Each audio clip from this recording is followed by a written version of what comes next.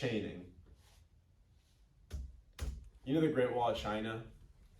The only way they built it was going segment by segment, chaining them together across the top of a mountain line.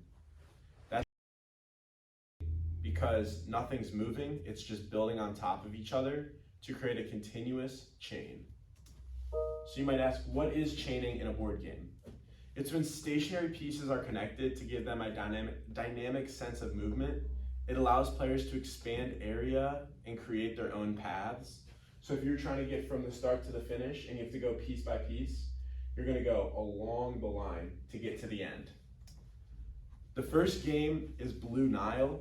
It's played on a 61-cell hexagonal board. Each players take turns placing stones. The winner is the one who placed the most tiles. And when you place your tiles, you have to place in a tile adjacent to the last one, but no two tiles can be adjacent to each other. So, for example, if I'm purple up at the top, I'm placing my tiles on adjacent locations, but no two are going to be adjacent to a blue one or another purple one. Due to this game having little complexity, it's the easiest example of chaining. The only component in this game is connecting your stones.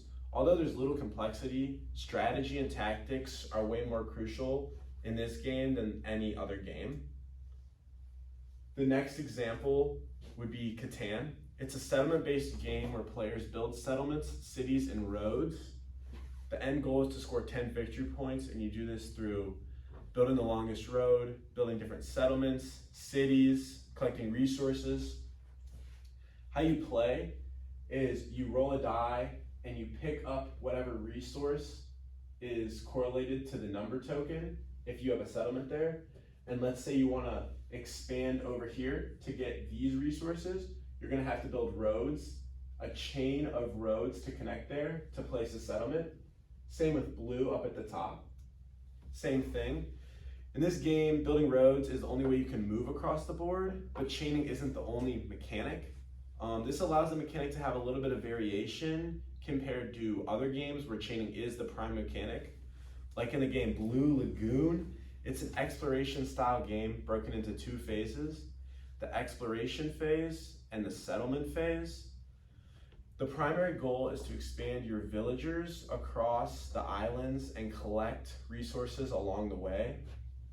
So to do this, each player starts in the water with a boat token.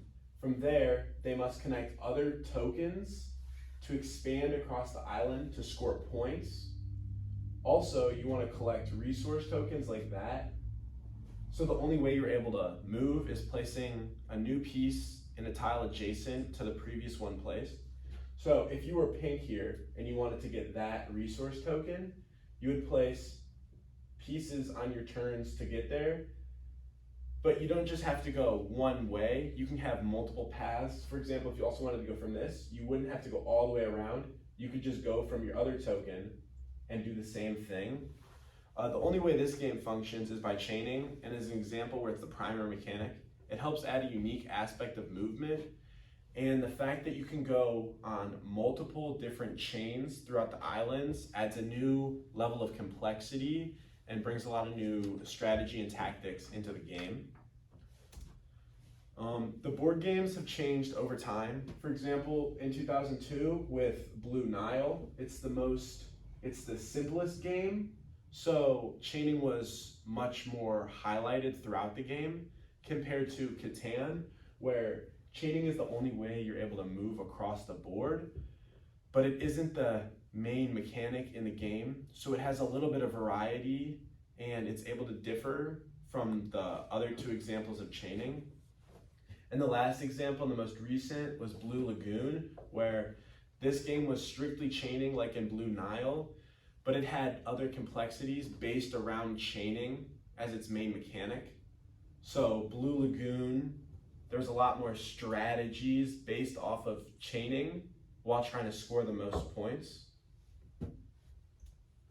Thank you.